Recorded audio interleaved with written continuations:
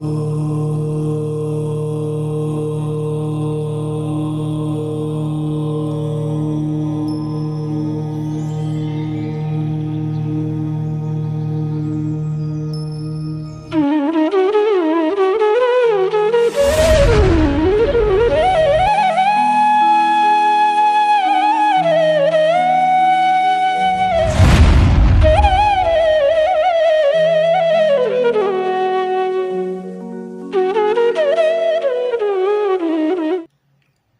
ह्रीम अरहम णमोजिनाणम गथ नंबर 12।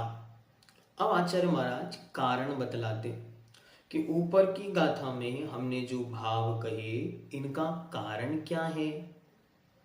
जैसे आपको पिछले एपिसोड में अच्छी तरह समझाया कि पारिणामिक भाव कहाँ से आया, तो अब आचार्य महाराज उसका कारण यहाँ पर गाथा के माध्यम से देते। एदे भावा नियमा दंसन मोहम पदुच्च भणिदाहु चारितम नत्थिजदो अविरद अंतेषु थाणेषु एदे भावा नियमा दंशन मोहम पदुच्च भणिदाहु चारितं नत्थिजदो अविरद अन्तेषु थाणेषु एदे भावा नियमा दंसन मोहम पडुच्च भणिदाहु चारितं नत्थिजदो अविरद अंतेषु थाणेषु। क्या कहते हैं? एते नियमा भावा दंसन मोहम प्रतीत्य, पडुच्च मतलब प्रतीत, प्रतीति से। तो क्या कहते हैं? ये मिथ्यात्वादि ऊपर कहे गए चार गुण स्थान कैसे हैं? ये मिथ्यात्वादि गुण स्थानों में जो नियम रूप से जो भाव कहे गए हैं, एदे भावा नियमा, जो ऊपर कहे गए चार गुण स्थानों में जो जो भाव कहे गए हैं, मिथ्यात्व में औदयिक, दूसरे गुण स्थान में पारिणामिक, तीसरे में छायोपशमे और चौथे में तीनों भाव कहे, एदे भावा नियमा, नियम से। कैसे हैं ये भाव?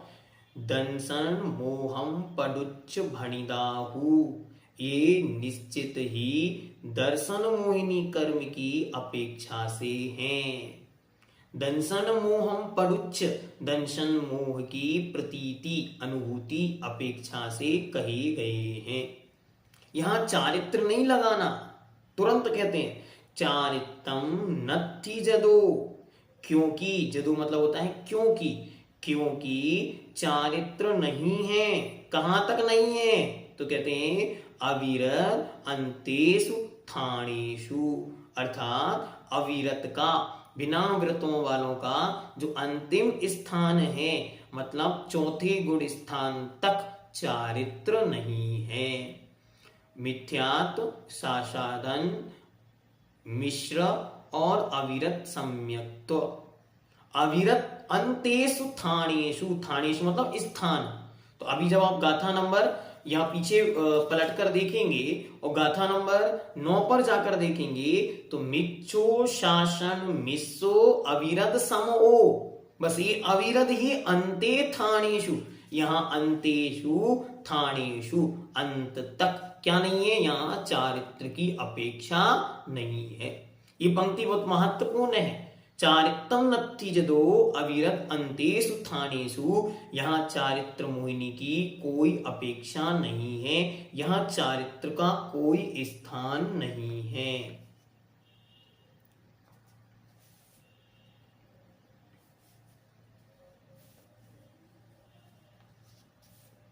ठीक है, पहले चार गुण स्थानों में चारित्र नहीं होता, ये पंक्ति स्पष्ट रखनी।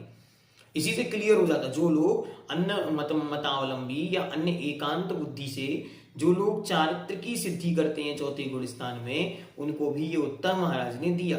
चारितम नत्थिजदो अविरत अंतेषु थाणेषु, अर्थात अविरत नाम के चौथे गुण स्थान के अंत तक नत्थि चारित्रम, क्योंकि वहां चारित्र नहीं है।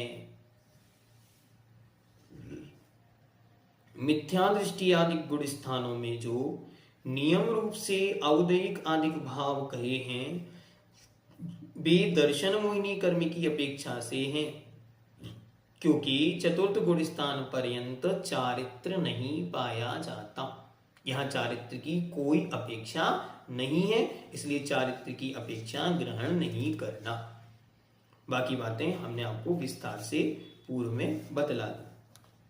अब यहाँ पे एक प्रश्न और उठता है, उसका समाधान यहाँ पे कुछ समाधान के रूप में देते हैं, तो उनको भी हम देख लेते हैं। मिथ्या दृष्टि आदि सभी गुण स्थानों में यदि सामान्य रूप से देखा जाए तो केवल औदयिक आदिक भाव ही नहीं होते, किंतु छायोपशमिक आदिक भाव भी होते हैं। एक से अनेक भाव भी हो सकते हैं। तथापि यदि केवल दर्शन मोहिनी कर्म की अपेक्षा से देखा जाए तो औदयिक आदिक भाव ही हुआ करते हैं। कैसे हैं उसका एक्सप्लेनेशन यद्यपि पिछली कक्षा में हम आपको दे चुके हैं, लेकिन एक बार उसे विस्तार से समझते। क्योंकि प्रथम गुण स्थान में दर्शन मोहिनी कर्म की मिथ्यात्व प्रकृति के उदय मात्र की अपेक्षा है। मिथ्यात्व कर्म का उदय है, इसलिए वहां पर एक कौन सा औदयिक भाव, इसलिए औदयिक भाव ही है। अब आते दूसरे गुण स्थान में, तो दूसरे गुण स्थान में क्या कहा? दूसरे गुण स्थान में कहा पारिणामिक भाव, मतलब वहां पर एक भी दर्शन मोहिनी की प्रकृति का ना उदय है, ना उपशम है, ना क्षय है, ना क्षय उपशम है, इसलिए वहां पे पारिणामिक भाव। तो द्वितीय गुण स्थान में दर्शन मोहिनी की अपेक्षा ही नहीं है, इसलिए पारिणामिक भाव ही है। तृतीय गुण स्थान में जात्य अंतर, मतलब जाति में कुछ विशेष, ये क्या करती है? ये स्वभाव से तो है सर्वघाती, लेकिन कार्य करती है देशघाती के समान, इसलिए इसको बोलते हैं जात्यंतर। जात्यंतर सर्वघाती मिश्र प्रकृति का उदय है, इसलिए छायोपशमिक भाव कहे गए हैं। इसी प्रकार चतुर्थ गुण स्थान में दर्शन मोहिनी कर्म के उपशम से औपशमिक भाव, क्षय से क्षायक भाव और छायोपशमिक से छायोपशमिक भाव, ऐसे तीनों भाव पाए जाते हैं। विशेष यह है कि यद्यपि यहां पर शासादन नामक दूसरे गुण स्थान में पारिणामिक भाव कहा, किंतु ग्रंथांतरों में, मतलब और दूसरे ग्रंथों में अन्य आचार्यों ने इस गुण स्थान में औदयिक भाव भी बतलाया है।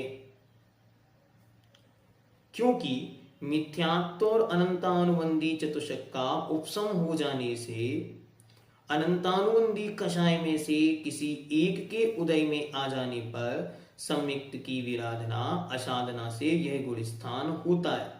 अतएव अनंतानुबंधी के उदय को दृष्टि में मुख्यतया रखने वाले आचार्य यहाँ पर औदयिक भाव बताते हैं, किंतु दर्शन मोहिनी को दृष्टि में रखने वाले आचार्य पारिणामिक भाव कहते हैं। इसलिए इन्होंने स्पष्ट कर दिया, क्योंकि जब आचार्य भगवंत ने ये ग्रंथ लिखा तो इनके सामने बहुत सारे आचार्यों के ग्रंथ रेफरेंस सब रखे थे, तो इन्होंने इसीलिए बहुत अच्छी तरह क्लियर करते हुए विषय को दिया कि दंसन मोहम पडुच्च भणिगा, मैं यहां पर केवल दर्शन मोहिनी कर्म की अपेक्षा कह रहा हूं।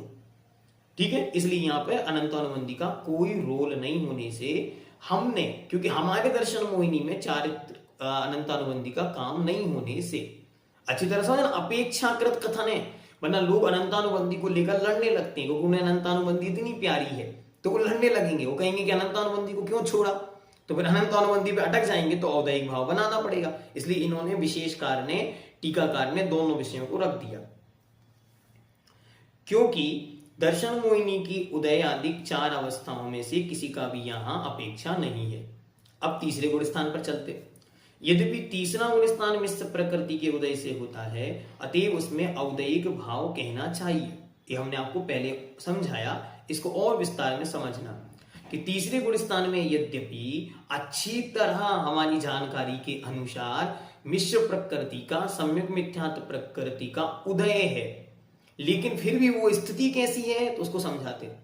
और उसमें देशघाती कर्म प्रकृति के ना रहने से छायोशमिक भाव भी नहीं कहा जा सकता। फिर भी प्रकार अंतर से यहाँ छायोशमिकपना बताया गया है। क्यों बताया गया?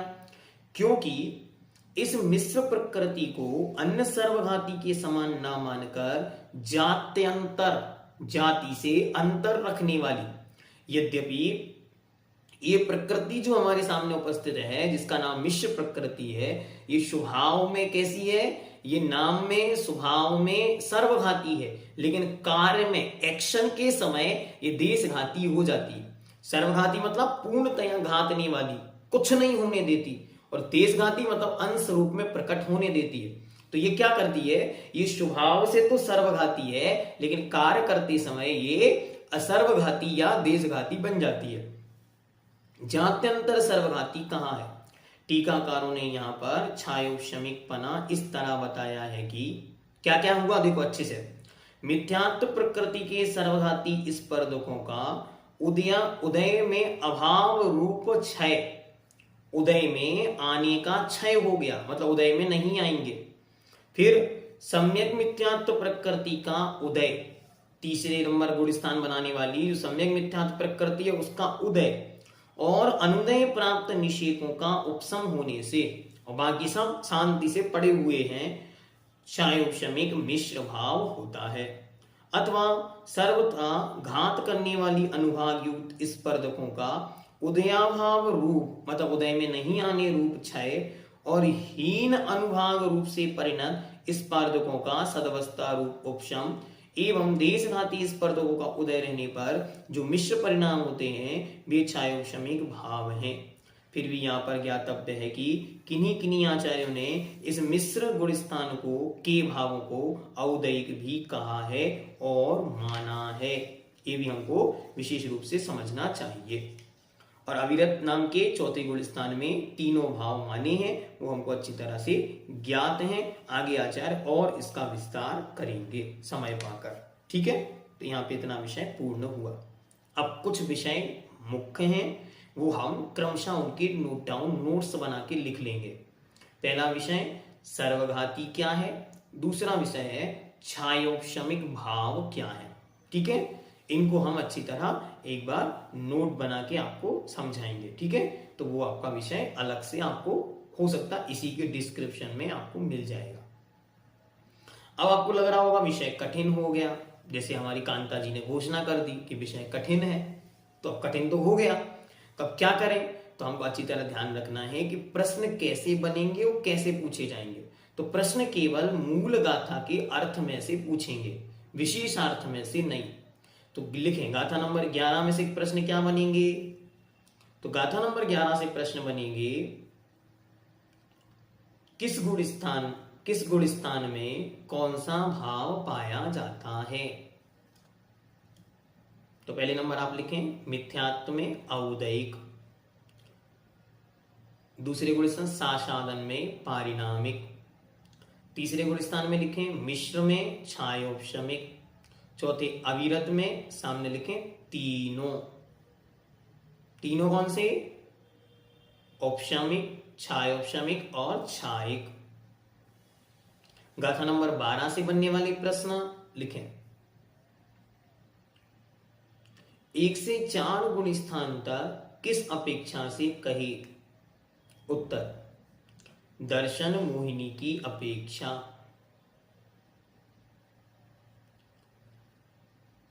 चारित्र किस गुण स्थान तक नहीं होता? उत्तर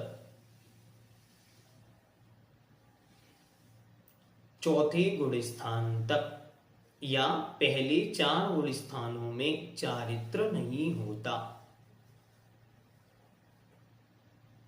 अब सामान्य से थोड़ा विशेष प्रश्न।